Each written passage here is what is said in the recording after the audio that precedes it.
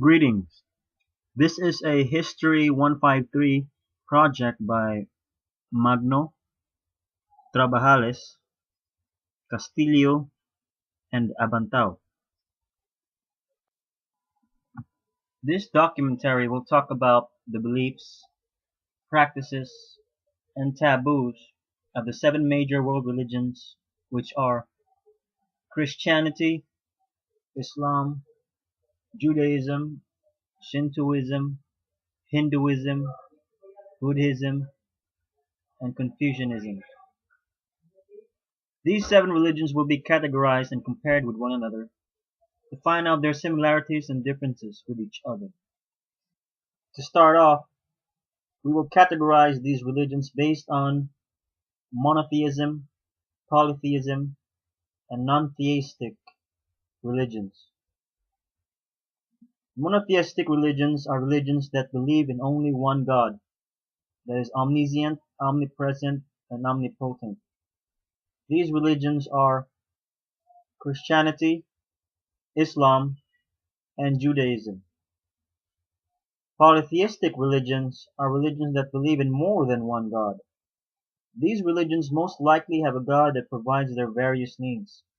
For example, Hinduism believes in the goddess Kali, which is their god of time and death, while Shiva is regarded as the god of destruction and recreation.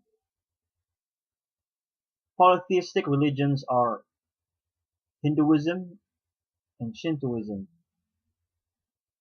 However, non-theistic religions are religions that are centered around a way of life, and not centered around the worship of a god or gods. These religions are focused on following a path on how to live in order to achieve enlightenment. These religions are Buddhism and Confucianism. Now let's talk about the monotheistic religions. Judaism, Christianity, and Islam all consider the Old Testament as true, but their differences lie on key central concepts that revolve around the question, who is the chosen one of God? For the Jews, they are still waiting for the Messiah that would deliver them from bondage, as promised by the prophecies of the Old Testament. The Jews therefore do not consider Jesus Christ as the Messiah. The Christians believe otherwise. They believe that Jesus Christ is not only the promised Messiah, but he is also the only begotten Son of God. For Islam, they believe that Jesus Christ is neither Messiah nor the Son of God. The Muslims believe that Jesus Christ is only a prophet of God, and that the last prophet ordained by God to preach his word is Muhammad.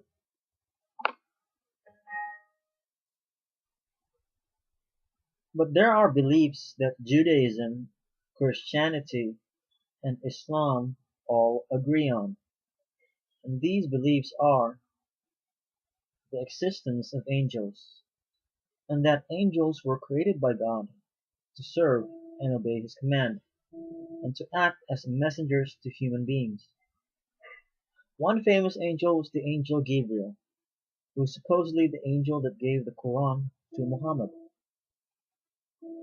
Judaism, Christianity, and Islam also agree that there will be a day of judgment, and that every good and bad deed shall be judged by God on that day of judgment, where the dead shall be resurrected to be judged according to their works. Now let's move on to rituals. Now when it comes to rituals, Judaism, Christianity, and Islam also have similarities, but they have slight variations with regards to their practices. Judaism, Christianity, and Islam all practice the rite of circumcision. These three religions are all motivated to continue the rite of circumcision because of the explicit teachings in the Old Testament that requires males to be circumcised as a ritual of social acceptance and cleansing. The differences among these religions with regards to circumcision lie on the time of circumcision and the persons to be circumcised. Because the Jews circumcise their male infants on the 8th day after their birth, while Christians and Muslims do not have a specific time to circumcise their children, as long as they will be circumcised. Some Muslim communities, however, also circumcise their females along with their males. However, female circumcision is globally branded as mutilation. The practice of prayer is also commonly practiced by these three religions, but they differ in regards to whom to pray and when to pray. The Jews believe that prayer should be directed towards God for the forgiveness of sins. Christians also view the same, but with the exception of the Roman Catholics, who believe that priests are bestowed by God to intercede upon the believers and forgive their sins. On the other hand, Islam has a very specific way of conducting prayer. The Muslim prayer is a combination of physical actions, verbal sayings, and an internal feeling in the heart. Muslims are required to be in a state of calmness, serenity, and humbleness while performing their prayers. Once the prayer is started, a series of sayings and actions are performed. The sayings include reciting parts of the Holy Quran, the Holy Book of Islam, as well as other sayings glorifying God and thanking Him for all of His blessings upon us. The required prayers have specific times that they are to be performed, and these are dawn, noon, mid-afternoon, sunset, and at night.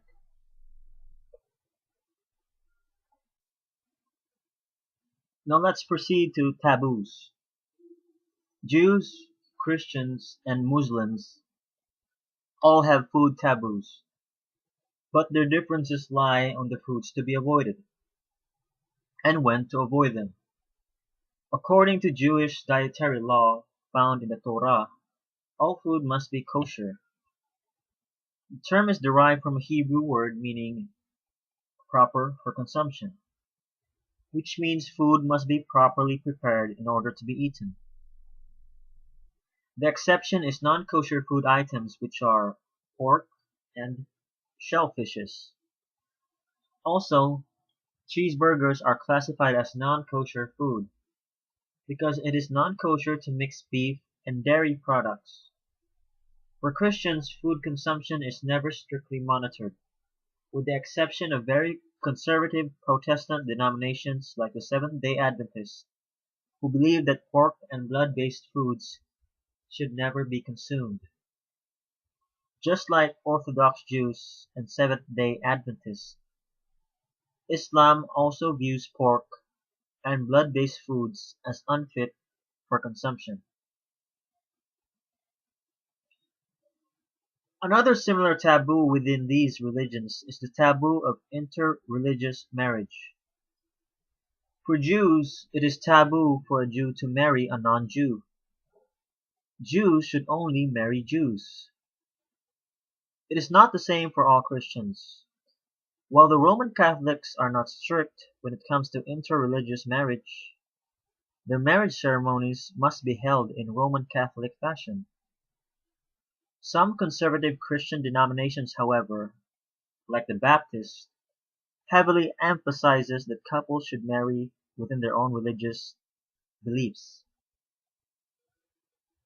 Islam differs because Muslim men are allowed to marry non-Muslim women, but Muslim women are not allowed to marry non-Muslim men.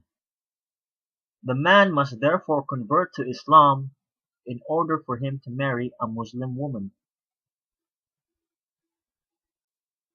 Now let's move on to the polytheistic religions. Shintoism and Hinduism both believe that gods were responsible for their creation, and that these gods have specific roles to fill. For example, Shintoism believes in Amaterasu Mikami, the sun goddess, and Fujin, the Japanese god of the wind, while Hinduism believes in their sun god, which is called Surya, and their wind god, called Vayu. Notice that these religions assign gods to a natural element. Both Shintoism and Hinduism also believe that all human and natural life are sacred, but Hinduism takes it even further by practicing ahimsa, which means non-injury or non-violence towards both animals and human beings. With regards to their rituals, Hinduism and Shintoism also share similarities when they worship their gods. Both Hinduism and Shintoism have temples and household shrines that are devoted to the worship of their respective gods. For Shintoism, they call these shrines as Kamidana or Shelf of the Gods.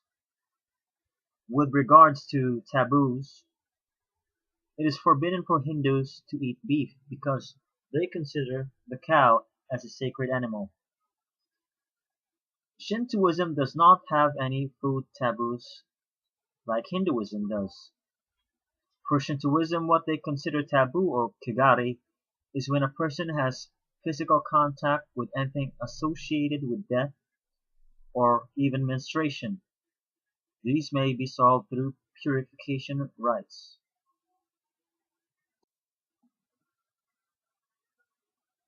Finally, we move on to the non-theistic religions. Buddhism and Confucianism can be considered as non-theistic religions because their focus is not on the worship of a god or gods, but on a way of life that should be lived. For example, for Buddhists, the Buddha was a teacher to show them the Four Noble Truths.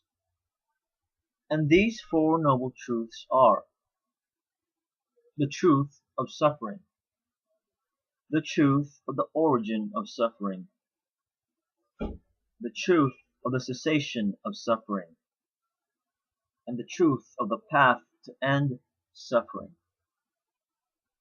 And this path to end suffering is called the Eightfold Path, otherwise called the path to nirvana or the way to enlightenment.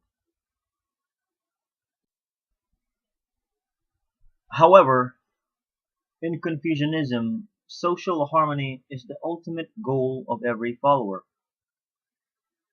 This means that everyone must know their place in the social order. Relationships among different groups of people is key in Confucianism. The five cardinal relations include ruler and subject, father and son, husband and wife, elder and younger brother, and friend to friend. These bonds are categorized in ways that show respect and obedience from one group to the next. It is greatly emphasized that family is the center of everything and comes before the individual person. There are five virtues taught in Confucianism. The first virtue is Ren, which is humaneness. Humaneness can be defined as the quality of compassion for others, which can include both people and animals. Three of the key concepts of Ren are love, mercy, and humanity. The second virtue is Yi. Yi means honesty and righteousness. The third virtue is Li, which means propriety and correct behavior. The fourth virtue is Zi, which stands for wisdom or knowledge. And finally, the fifth virtue is Shin, which stands for fidelity and sincerity.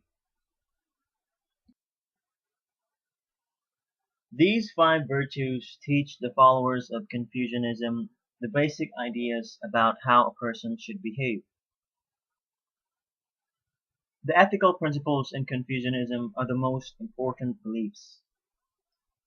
Other than these principles, there are not any specific practices that Confucianists must abide by. Confucianists fill these practices with practices from other religions like the Chinese religion Taoism and Buddhism. In Confucianism, the acts of everyday life can be considered practices or rituals.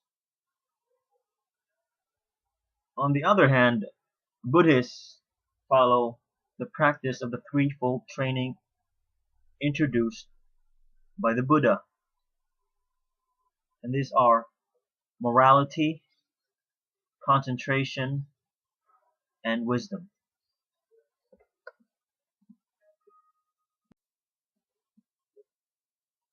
As for taboos, Buddhism has food taboos. A great deal of culinary diversity exists in Buddhism because dietary laws are not spelled out clearly like those in Judaism or Islam. In each region with Buddhist followers, the dietary restrictions are slightly different. Many in the Theravada and Mahayana schools of Buddhism abstain from eating meat and fish, and many are vegans. Buddhists in China and Vietnam avoid eating the five pungent spices, such as garlic and onion, because they are believed to increase anger and sexual desire. Tibetan Buddhists refuse to eat fish and fowl because these animals are believed to signify aggression and desire, respectively. Reincarnation plays a major role in Buddhism, and as a result, many Buddhists choose to be vegetarian. As for Confucianism, their taboo is more focused on the social aspect. For Confucianists, people who fail to fulfill social obligations are viewed as morally reprehensible and therefore deserve social ostracism. Thank you for watching this documentary. Keep calm and have a nice day.